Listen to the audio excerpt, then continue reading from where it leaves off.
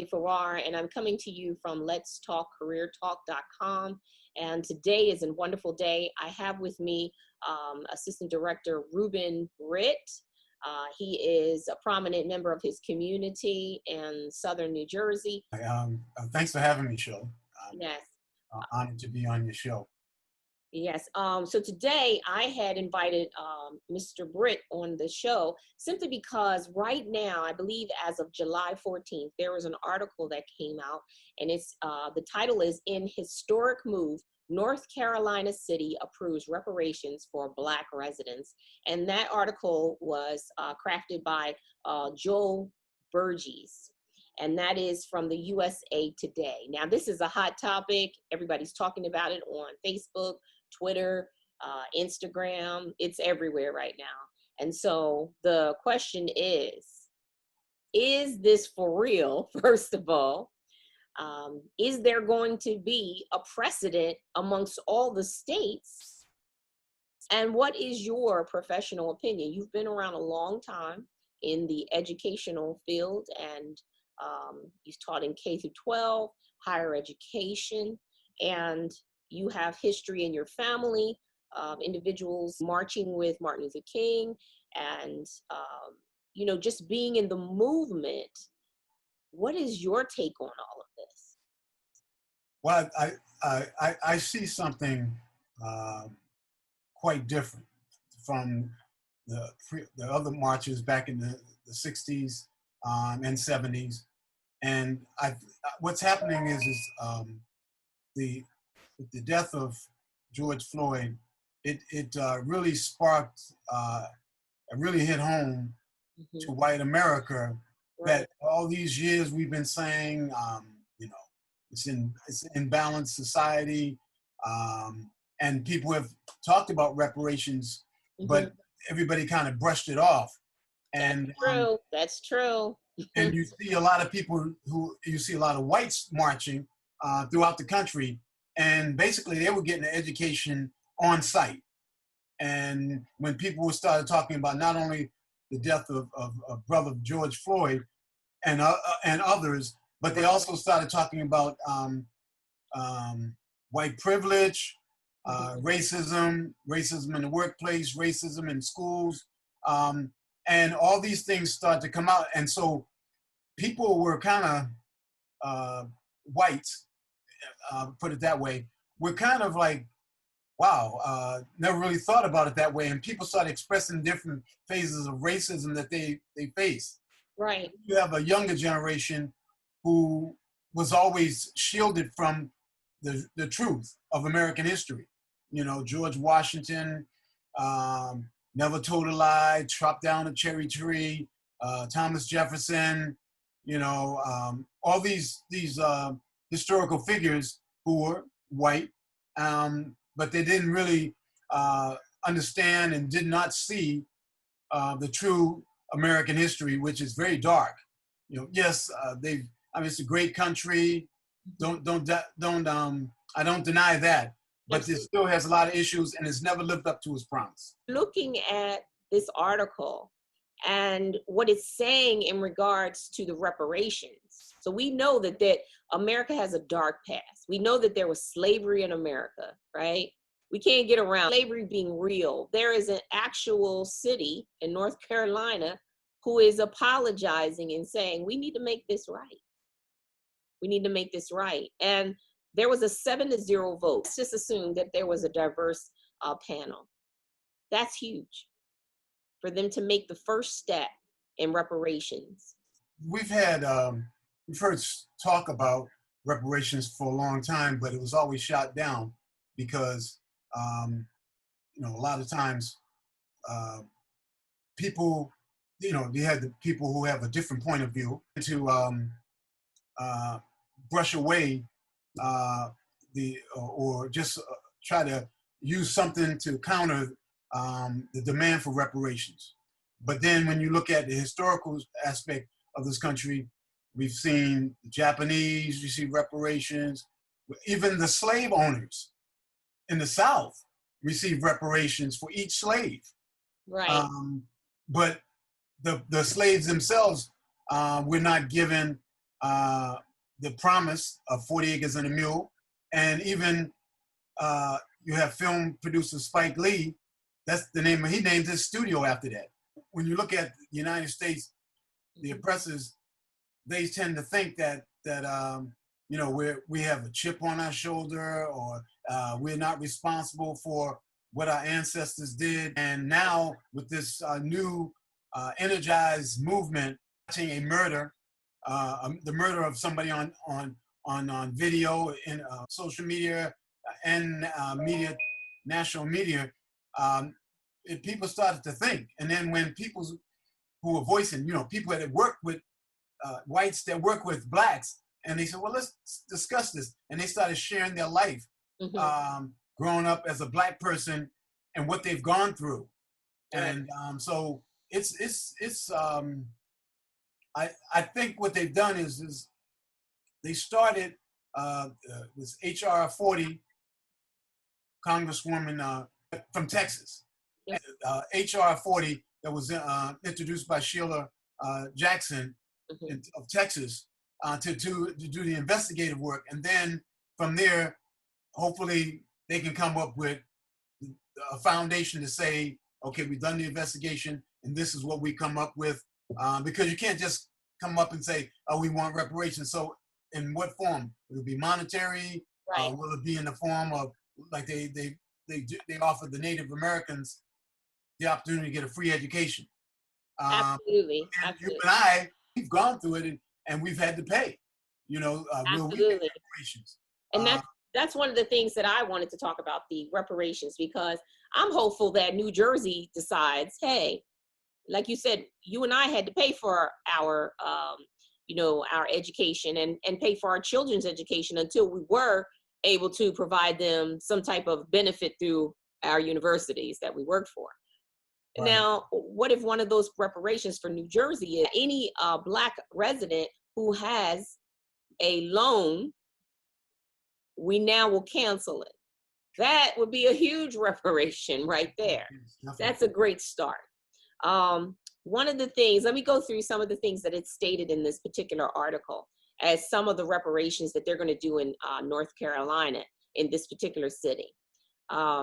It's going to be, first of all, they're going to increase minority home ownership and access to other affordable, and also to other affordable housing. I think that's huge, because a lot of times people can, you know, they can afford affordable housing because they qualify, you know, or they're under the poverty line. So yes, but no one wants to stay there. Nobody wants to remain there. It's okay at a season. We all have seasons in lives. I've been there myself. So if we're at a season in our life, we want to grow, we want to mature. And so they're going to provide where individuals who, well, you're at affordable housing level. Now, if you want to own a home or you want to have the access to it, they're going to provide either education or whatever that is. I don't know what that looks like, but they're going to provide housing for them. I think that's really wonderful. What do you think about that? Yes, they're able to have their own property. Real estate is a valuable commodity that's often overlooked. It's always good to have ownership. Right. You have something that you can also pass down to your family. Absolutely. And I think what you had said earlier about when there aren't any opportunities, you know, I'm a faith-based person. So I look at it as, well, sometimes in the middle of it all, you better be comfortable and satisfied where you are. And I think in some form, it was a complacency or a satisfying of, I'm thankful that I'm not worse than I was, you know, because when I've had difficulties in my life, I wanted more, but opportunity was not always available. And the moment opportunity is available, it seems like, you know, particularly those that I know, and I know in your family, you know, Black people, we tend to rise. We tend to rise when there's opportunities around us. We'll try to make opportunities for ourselves, but at the same time, when the opportunities are there, we do take advantage of it. I look at my parents when they first migrated from the South to the North, in Boston. They live in apartments, but my father and my mother both had a vision that this is only a temporary condition. And they eventually moved from that area. Right. They lived in brownstone apartments. And then they Mhm. moved to another section of the city, and they had their own property, backyard, garage, Right. car garage. Um, and, Mhm. they were able to pass it on down to me. So, it was I saw an example from my parents how valuable property is. And I know my son's godfather, who's a millionaire, Mhm. worked for Polaroid for years, but he started buying property, Right. rental property, and next thing you knew, he ended up working for himself. He's now a self-made millionaire. But Right. he always talks about real estate, and Mhm. his godfather left him 75 acres of land in Montana. Mm. So that he has right now. So Right. he says, and people have approached him, figured out he's not always here. He lives in Boston. Mhm. We want to buy your property. He refuses to sell Right. it. And he's going to pass it down to his Absolutely. children. Absolutely. Opportunities and education, knowledge being passed on generation to generation. So, it's important when things like this come up, we begin to talk about it and we begin to pass down opportunities in education. That's something in every community, Right. and I know you being an educator, okay, first of all, at the K to 12 level, as well as the higher education level, um, it has on here, they're going to also increase minority business ownership, Hmm. which is valuable. You just spoke about that, but also career opportunities. Now, I thought because of what we do, right now, when we deal with our students, is to make sure that they understand the career opportunities in front of them. So when you think about they're going to provide reparations in North Carolina, in this particular city, for those Black residents to have career opportunities, what do you think, what goes across your mind as an educator? What do you think that needs to look like? Well, I think first and foremost, and I'm sure you can agree, Hmm. when they talk about career opportunities, I want to know what type of career opportunities and what type of guidance will they provide for people seeking these opportunities. Right. Because you can say we're going to provide career opportunities, but we want to know what kinds. Is it blue collar, is it Hmm. trade type, vocational type of career, or Right. would it be more professional? Hmm. These are things we need to be clarified, excuse me. And with that in mind, then you also have to have people to kind of expose them. You don't just want to throw them out there. So a lot of these people don't have the knowledge, and I'm sure you can attest to this. You even have college graduates, people with advanced degrees that still need direction uh, I'm with here to regards to their testify. careers. So there Yeah. needs to be in place some sort of career guidance, Yep. and help each and every one of those individuals who desire to seek a career, um, information on steps on devising a plan, so they're not left out in the cold. And we even see that in the public school. You talked about me working in K through 12. Mm-hmm. I had uh, a conversation several years ago with the former Undersecretary of Education, Janine Studley, Hmm. and we were talking, and I was telling her about a career planning guide that I created, and she was talking about how in places in California, Hmm. guidance counseling ratio for students is 1 to 800. Now, how can a guidance counselor see 800 students in 180 days? And you can't just see them once and hit and quit. You got to nurture them, Yeah. and it's got to be ongoing. And Yeah. so that's my concern with regards to the career opportunities, is what type of career guidance are they going to provide for them. Absolutely. There needs to be some type of level of education. So then now when they take grant money or small loans with small interest, whatever that looks like, now they can make good decisions on moving forward. Because the worst thing is to waste a great opportunity. It's really important that in this opportunity, that training is at that level as well. All right, Mr. Britt, you talked about the career development, training, talking to individuals about the process of the opportunity. Well, one of the things that needs to be taught is the career development process, right? And Right. the fundamentals of all those things. Now, I know particularly that you wrote a book. So what is the name of your book? Tell us, share a little bit with us about your book.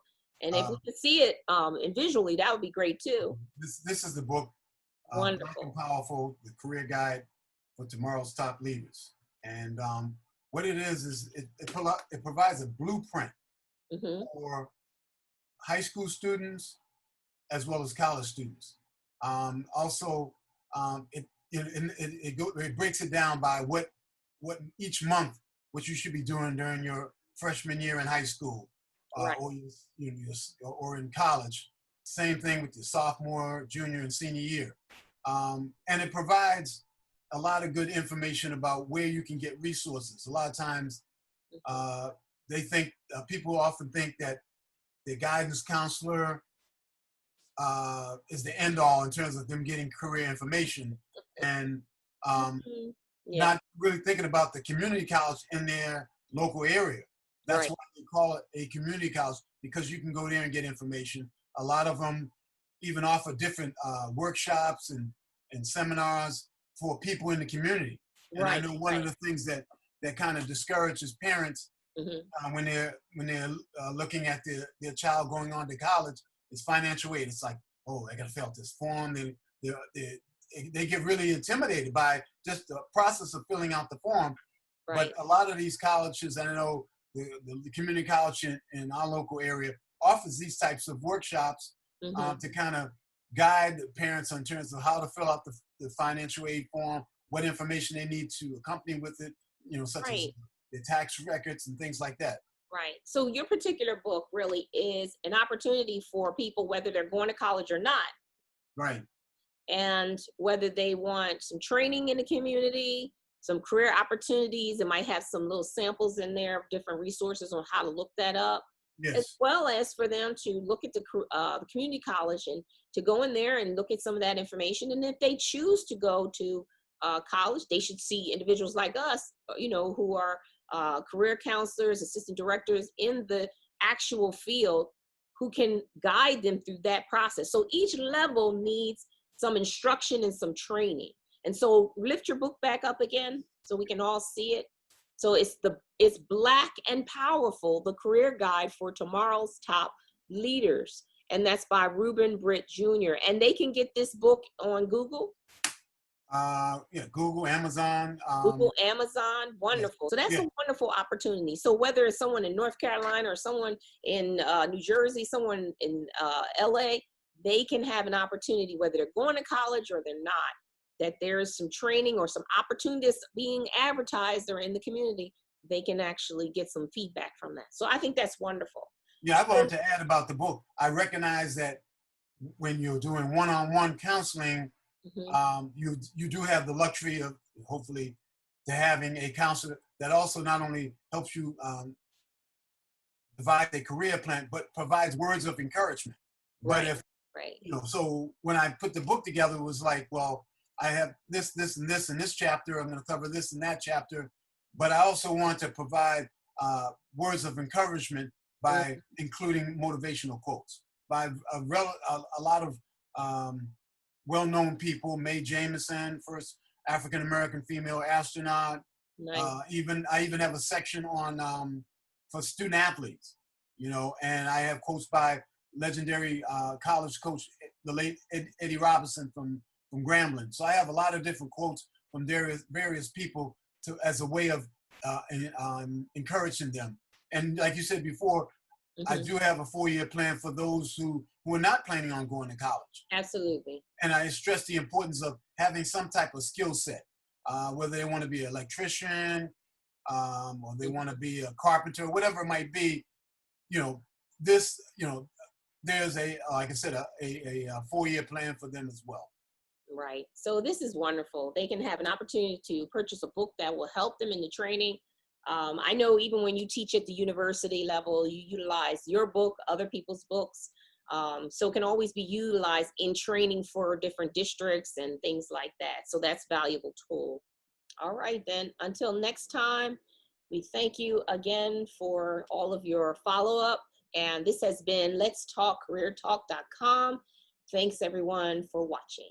See you soon.